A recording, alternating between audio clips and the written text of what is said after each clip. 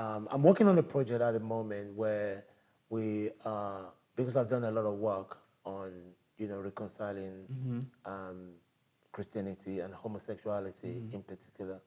So we've now developed a part of that work where we're looking at, homosexuality before colonialism and the missionaries. And we're just finding out so much information. Yeah. And that links us back to our ancestors as well, about what they knew, what they believed, what they practiced. So a good example is a big man in Africa who's got 15 wives because he's got vast amount of land and lots of cattle and goats and sheep, and he can afford to have 15 wives.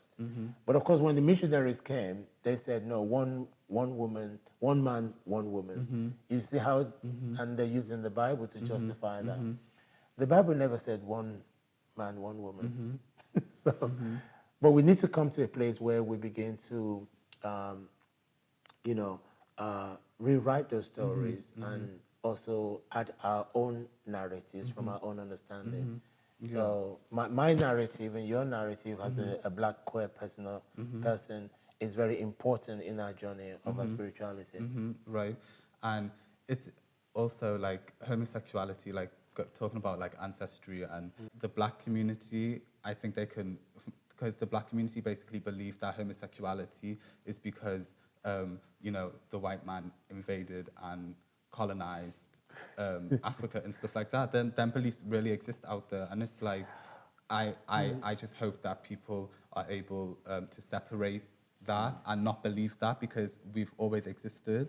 I think to believe that is actually out of ignorance. I think that homosexuality has existed in its authenticity, even if we have to go back as far as creation. And I think that there has been a lot of abuse of people's human rights based on false teaching against the existence of homosexuality.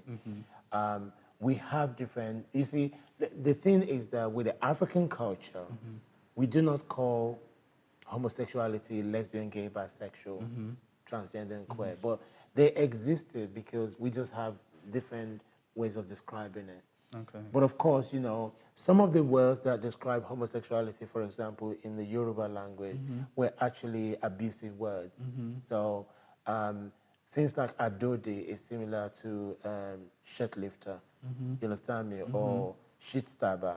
So again, there were phrases that were used to demonize the people, to subject them to abuse.